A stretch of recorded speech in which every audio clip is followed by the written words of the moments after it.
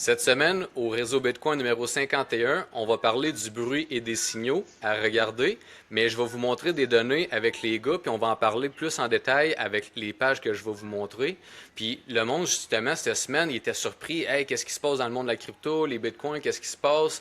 En vrai, les fondements, rien n'a changé. Puis, qu'est-ce qui est arrivé? Beaucoup de cascades vers le bas. On est allé toucher les 60 000 US, qui est vraiment impressionnant pour le prix du Bitcoin. Un decline de plus de 52% depuis le all-time high à 126 000 US, qui est très impressionnant, mais très normal dans le monde du Bitcoin. Aujourd'hui, je vous montre ça justement en partageant mon écran. Greed Index. Qu'est-ce que ça fait ça?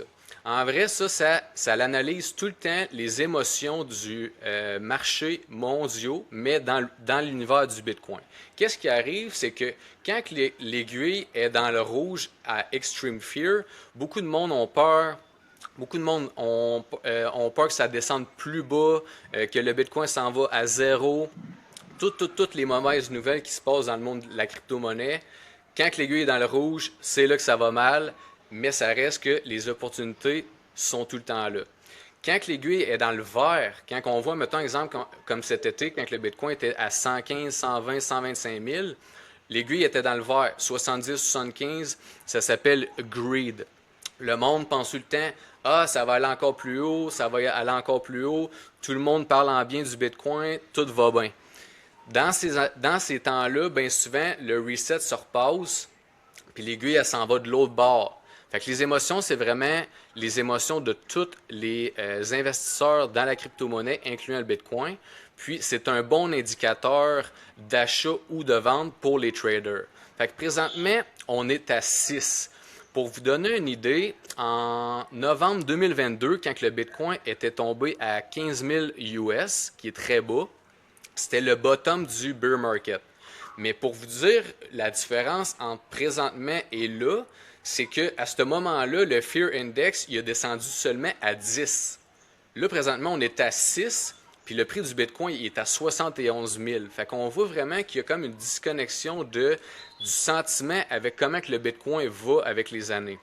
Chaque fois que le Bitcoin descend de beaucoup de pourcentage, le monde a beaucoup peur, mais quand on regarde l'historique du Bitcoin, on sait que le Bitcoin, c'est tout à fait normal. Il y a tout le temps des effets amplifiés.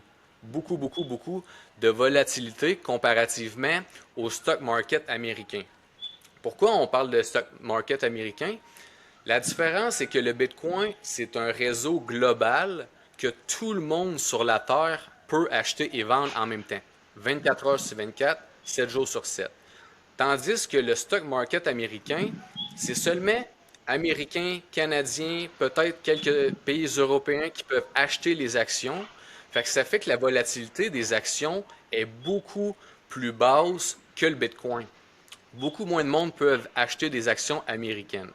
Fait que, est-ce que toi, Mike, tu voulais parler du Fear and Greed Index ou on passe à la prochaine écran? Non, je pense que t'as bien couvert. Ouais, parfait. Fait qu'ici, on voit les corrections majeures du Bitcoin depuis le all-time high, depuis septembre 2010 à février 2026. Fait qu'au milieu ici, qu'est-ce qu'on voit? C'est toutes les declines que le Bitcoin a subi depuis le début. Je vais juste vous les lire. Le premier decline a été de moins 94%. Il y a eu des 72, 49, 34, 94, 76, 85, etc. Puis depuis 2024, 2022, on a eu 78, moins 33, moins 32, puis là présentement on est à moins 52. Fait que de toute l'histoire de Bitcoin, les declines ont tout le temps été très très très prononcés et amplifiés. Pourquoi? Parce qu'en vrai, de l'autre côté de la médaille, les gains sont très amplifiés aussi. Beaucoup, beaucoup de gains de 500, 100%, 300%, 50%, etc. On les voit ici juste à côté. L'affaire qui arrive, c'est que le monde qui embarque dans une technologie, on va appeler ça en anglais disruptive, c'est comme Amazon. c'est des technologies qui font que beaucoup de, on va dire, compagnies vont subir des pertes face à une nouvelle compagnie qui a beaucoup plus de potentiel avec le marché qui se développe, comme Amazon. Le Bitcoin présentement, c'est un nouveau système monétaire. Fait que dites-vous, il est en train de disrupt toutes les banques, les gouvernements, les business, tout ce qui est paiement, même l'immobilier, comment les paiements vont se dérouler dans le futur. Fait que qu'est-ce qu'il est en train de faire? C'est que littéralement, il est en train de disrupt tout ce qui est en rapport avec l'argent puis les paiements que le monde font à travers la planète au complet. Fait que c'est sûr qu'il va être très volatile. C'est même incomparable à rien d'autre de ce qu'il y a en frais d'investissement. Fait que si toi, tu te dis, OK, j'ai étudié le Bitcoin, je vois où que ça s'en va, le monde s'en va sur la blockchain, les paiements, ça va tout être en crypto-monnaie ou en stablecoin. Je le sais que la technologie avance puis va être adoptée, comme qu'on voit à chaque semaine, chaque mois, l'adoption du Bitcoin accélère. Tu, exemple, investis dans le Bitcoin parce que tu le sais que c'est ça qui s'en vient, mais tu t'attends aussi à des reversals aussi brutales qu'à la hausse. Mais à long terme, le Bitcoin, on le sait tout, il va tout le temps monter à cause qu'il y en a juste 21 millions. Puis c'est un système monétaire qui se fait adopter présentement par tous les pays, les business, les banques, mais along the way, ça va être une rough ride. Fait qu'attachez votre sucre, des moins 52, on peut en revoir, des moins 40, des plus 200, plus 300, on peut en voir aussi. Fait que vraiment, c'est important de comprendre dans quoi on s'embarque quand on investit dans le Bitcoin. Mais c'est pour ça qu'on fait des podcasts à toutes les semaines, vous informer des nouvelles, de vous informer de ce qui se passe dans le monde du Bitcoin, puis les adoptions qui se font aussi dans plusieurs autres pays. J'aimerais ça dire un petit point sur tes deux premières slides. Ouais, La deuxième, surtout, euh, ouais, vas-y. ce que je comprends que le monde, il regarde beaucoup le pourcentage. Moi, ce que j'aime regarder, c'est le all-time low. Fait que le plus bas qu'il a baissé à des moments particuliers. Je prendrai pas les 6-7 premières années là, parce que c'était un marché qui était tellement petit que ça pouvait c'est comme les en tout cas, j'embarquais pas là-dedans. Donc pour moi, mettons à partir de 2017-2018, les gros drops qu'on a eus, c'est le 84%, il est descendu à 3122. Après ça, c'est en 2018. En 2022, on a descendu de 78%, mais c'est 15 480. Mm. Puis là, en 2026, début 2026, on a 52%, puis on est à 60 000. Bon, là, je vais être clair, est-ce que c'est fini? Je suis pas prête à dire ça. Peut-être que ça va continuer à descendre, peut-être que c'est fini. Mais mon point est que même si ça descendait, puis moi je ne crois pas, OK? Mais même si ça descendait à 40 000, moi ce que je vois, c'est on a eu une grosse drop en 2018, ça a descendu à 3 000. On a eu une grosse drop en 22, ça a descendu à 15 000. Puis on a eu une grosse drop en 26, puis actuellement, ça a descendu à 60, puis même si c'était 40, on serait encore 2 fois et demi plus haut que la grosse drop de 2022. Fait que, il y a un investisseur, je pense que c'est Munger, qui disait, lui, il investissait quand il y avait du sang dans les rues.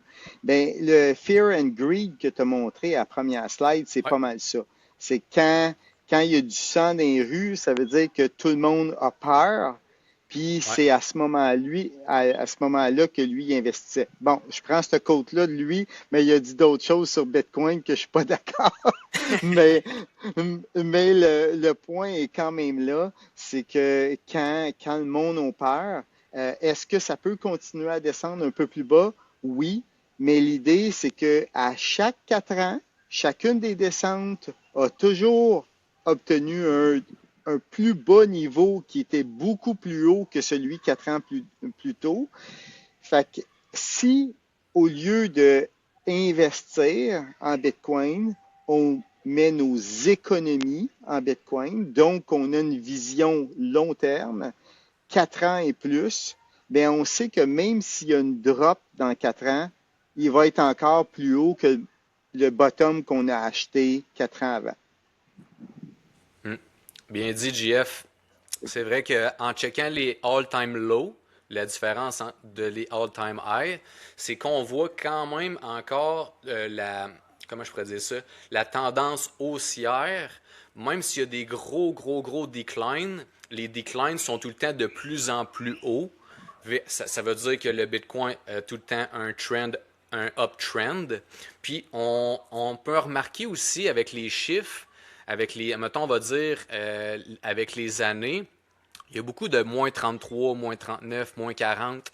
Mais quand on arrive dans les gros, moins 84, moins 55, moins 78, mais plus qu'on avance, puis moins qu'ils sont gros. Comme là, on a un gros cette année, puis il est seulement à moins 52, qui est plus petit que les autres. L'autre avant, 78, 55, 84. Fait que vraiment, on voit que le marché du Bitcoin, il mature. Oui, c'est encore des grosses swings, mais n'oubliez pas qu'est-ce que j'ai dit tout à l'heure. C'est 24/7, 365 pour tout le monde sur la Terre. Il n'y a personne, il n'y a rien d'autre que tu peux trader qui est aussi liquide et disponible pour tous en même temps. Fait que c'est pour ça que c'est amplifié, mais des deux côtés. Fait que vraiment, le all-time low, comme que tu dis, GF, c'est très bon à checker.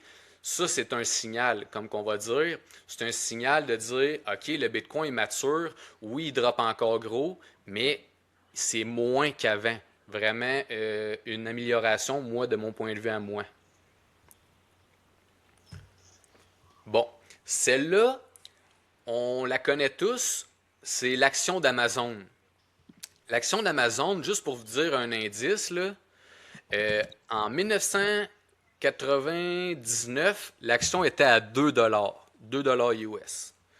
Puis, dans ces années-là, Amazon était vraiment endetté. Comme que tu disais tout à l'heure, Mike, si tu voulais en parler aussi, c'est que la vision de Jeff Bezos avec son économie, ben pas économie, c'est comment qu'on pourrait appeler ça? Jimmy, Jimmy, si tu me permets, Ouais, vas-y. puis ma batterie va mourir bientôt, donc je vais peut-être dire ça, puis ça va fermer. Mais je commence avec un quote que je trouve est très apte pour Amazon et Bitcoin. Investis dans quelque chose que tout le monde a besoin, personne comprend et personne peut l'arrêter. Amazon, c'était ça dans les années 2000. Tout le monde veut recevoir ce qu'il achète en ligne pour moins cher en 2 jours ou moins. Les gens comprenaient pas dans le temps que Amazon investissait énormément de leur profit dans la croissance de la business. Donc, sur leurs états financiers, c'était tout le temps négatif. Mais c'était négatif parce qu'ils investissaient beaucoup. Donc, personne ne comprenait. Et personne ne pouvait arrêter Amazon parce qu'il était tellement innovant. Bitcoin, en comparaison, c'est la même chose. Jusqu'à maintenant, on ne sait pas comment arrêter le réseau Bitcoin. Tout le monde a besoin de sauver leur argent en quelque part. Puis le Bitcoin, on l'a souvent dit, c'est la meilleure façon de préserver la valeur. Puis il y a tellement peu de gens qui comprennent le Bitcoin que c'est ça qui le rend intéressant comme investissement à cette époque-ci. Parce que le prix est justement tellement bas. Puis Amazon, pendant 10 ans, avait baissé de comme 90 ou 95% de leur pic en 2000 ou 2001, quelque chose comme ça. 2001, je pense. C'est ça. Puis pendant 10 ans, ça a pris 10 ans pour venir à son pic. Puis ensuite, après 2009, on est allé de 3 dollars à combien, Jimmy? 2009, ici, il était à 4 piastres. OK. Puis là, si tu montes jusqu'au bout, Là, aujourd'hui, présentement, 210. c'est 210. ça. Donc, c'est un peu ça le Bitcoin pour moi. Puis j'adore la comparaison. C'est pour ça que je voulais comme intervenir ici. Puis je veux juste voir ma batterie est où, là. Je suis à 5%, donc c'est ça. Je te laisse OK. la parole, puis... Ouais. Mais c'est ça, qu'est-ce que je disais tantôt, pour comparer les technologies, qu'est-ce qu'il faut comprendre, c'est que Amazon, c'est une compagnie. Bitcoin, c'est pas une compagnie. Mais les deux, c'est des technologies qui sont disruptives. Qu'est-ce que je veux dire par là, comme que Mike vient d'expliquer très bien, c'est que Amazon, il y a beaucoup de monde. Nous autres, sur Twitter, on les check souvent, les vidéos, même dans ces années-là. Jeff Bezos, là, il s'est fait rire de lui là, au début, là, vraiment beaucoup. Le monde, il l'interrogeait à la télé, il passait à la télé des interrogatoires, puis il se faisait blaster, rire de lui, puis sa vision, lui, il l'avait, mais personne ne l'avait. Fait qu'en vrai, qu'est-ce qui est arrivé, c'est que lui, il a continué à faire sa compagnie, puis à dire, OK, non, ça va être magasin en ligne, blablabla, blablabla, puis il a suivi son parcours. Mais son parcours, on peut le voir justement dans le graphique ici, comme qu'on vient d'expliquer avec Mike. Lui, c'est que il a continué à faire ça, puis au fur et à mesure, à un moment donné, c'est que là, le monde, ils ont dit, OK, ouais, ça fait du sens que les magasins, ils soient tous réunis en ligne. Lui, il y a beaucoup de warehouses, des entrepôts. Puis, il a mis tout ça en ligne. Mais dans ces années-là, début 2000, l'Internet, c'était pas top top. Il n'y a pas beaucoup de monde qui pensait avoir des sites web. Aujourd'hui, il n'y a pas personne qui n'a pas de site web pour sa compagnie. Fait que vraiment, Amazon a été une compagnie qui a changé le market sur Internet. Puis la comparaison avec Bitcoin, c'est que Bitcoin, il fait la même affaire, mais avec tous les systèmes de paiement, mais de toute la planète en même temps. Fait que si on veut comparer Amazon au Bitcoin, en termes de market cap, sont quasiment égales. Je pense que Amazon, il valent 2 trillions, puis le Bitcoin, il est à comme 1,6, 1,7 trillions présentement. C'est vraiment, vraiment proche, proche, proche. Mais le Bitcoin, il s'en va pour un marché beaucoup plus gros qu'Amazon encore parce qu'on parle de tout l'argent qui existe à la Terre. Fait que présentement, quand que vous voyez justement les drops de prix comme qu'on voit cette semaine, la volatilité, c'est que la mission de Bitcoin reste la même. Les fondements de Bitcoin sont pareils encore. Il n'y a rien, rien, rien qui change. Puis l'adoption continue de se faire, d'avancer dans tous les pays. Puis là, présentement, on a vraiment la plus grosse économie aux États-Unis qui instaure cette nouvelle technologie-là dans le système de paiement des États-Unis puis entre pays. Fait que vraiment, le signal qu'on veut voir, c'est l'adoption. Le bruit qu'on voit dans les nouvelles, peu importe le monde qui dise que le Bitcoin va descendre encore, le Bitcoin il est mort, c'est tout de la bullshit. On voit la technologie se faire adopter en temps réel, mais ça dépend de la paire de lunettes que tu as d'en face. Tu peux voir justement le prix descendre puis dire que le Bitcoin il est mort puis qu'il n'y a personne qui va l'acheter, ou tu peux être comme nous autres, étudier le Bitcoin puis dire non, la technologie a vraiment une valeur, puis la technologie a vraiment une utilité dans le futur et même maintenant. Il est très, très, très utilisé déjà le Bitcoin. Fait que c'est vraiment, on est dans un point, on regarde le graphique Amazon, là, on voit ici Amazon, il a déjà été à 175 US en 2021, puis il a droppé après ça à 86. Fait que ça, c'est une drop assez intense aussi, mais n'oubliez pas, les technologies disruptives, ils ont beaucoup plus de volatilité parce qu'il y a beaucoup plus d'attention vers ces nouvelles choses-là qui sont, on va dire, anormales dans le monde qui sont là, mais dans le futur, ça va devenir la normale. Comme le Bitcoin présentement, je le vois dans mon entourage, puis les gars, vous pouvez sûrement relate. Moi, je le vois comme une technologie normale, mais quand tu parles de Bitcoin à quelqu'un, il n'y a personne qui sait comment transiger en Bitcoin. Ils ne savent pas c'est quoi un Bitcoin wallet. Ils ne savent pas c'est quoi online, offline, un cold wallet ou bien un hot wallet. Il y a vraiment beaucoup, beaucoup, beaucoup, beaucoup de monde qui ne savent pas c'est quoi, comme Amazon en 2010 avant qu'il take off littéralement. Puis aujourd'hui, tout le monde utilise Amazon. Mais dans 10 ans, tout le monde va utiliser la technologie du Bitcoin, qui est la blockchain, soit les stablecoins, qui est le USDT, ou littéralement le Bitcoin, qui est la même chose sur les mêmes rails. Fait que vraiment, c'est une technologie qui est en train de se faire adopter, mais vraiment le prix du Bitcoin, très, très, très, très volatile, Mais pour, comment je pourrais dire ça? Qu'est-ce qui s'en vient? C'est flagrant, c'est ça qui s'en vient. Le mode de paiement de tout le monde, ça va être ultra rapide. Puis même, je comprends pas pourquoi le real estate, acheter une maison, ça prend plus d'un mois avant que la transaction se settle, genre ça soit settlé. C'est quoi ça? On est en 2026, là. On parle d'Amazon, les colis, tes commandes à midi, puis le lendemain après-midi, tu l'as déjà, puis on est au Québec, là. On n'est pas aux États-Unis. Aux États-Unis, c'est dans la même journée. Fait que vraiment, de voir que le système présentement de paiement n'est pas à jour, c'est un autre signal qui vous montre que la technologie du Bitcoin est en train de se faire adopter, elle s'en vient, puis c'est un train que personne peut arrêter. Comme Mike il disait tout à l'heure, il n'y a personne qui est capable d'arrêter le réseau Bitcoin. C'est vraiment un réseau 24/7, 365 jours, puis indépendant de tout. Fait que tout le monde peut transiger sur le réseau Bitcoin sans la permission de personne.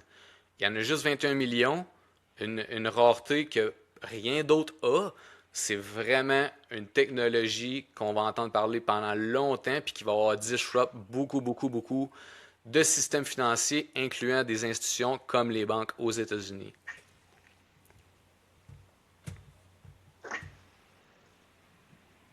Oups. Fait qu'on a Cool. perdu Mike. Ouais, on a perdu Mike. Ouais. Fait que c'est ça qu'on voulait dire, la différence entre le bruit et les signaux. Vraiment, les signaux, ils changent pas. L'adoption, elle se fait. Mais le bruit, lui, il peut amplifier puis descendre. Mais quand que le bruit, comme le premier index qu'on a montré, il est vraiment dans le tapis, la peur est dans le tapis, le monde, il ne crée pas à ça que le Bitcoin il a descendu de 52%. Oh mon Dieu, qu'est-ce qui se passe? Opportunité. Vraiment, la volatilité, c'est pas nouveau dans le Bitcoin. On vous a montré tantôt les up and down. C'est insane, mais ça prend vraiment, comme que Michael Saylor il dit, il faut être capable d'avoir le gut de être dans le Bitcoin, mais aussi d'être capable de rider le roller coaster. Vraiment, de rider les up and down. Ben ça vient avec l'éducation. Mm. Quand tu sais ce que tu possèdes, c'est là que Mhm. tu es capable de rider la vague puis les manèges. Thanks, Exactement. Jimmy. Ça fait plaisir, JF. Merci à vous, les auditeurs qui nous Yes. écoutent à chaque semaine. Si vous voulez commenter, nous demander des questions ou des sujets que vous voulez qu'on parle, ça va nous faire plaisir de vous répondre. Puis nous autres, on se revoit la semaine prochaine pour le podcast numéro 52. À plus!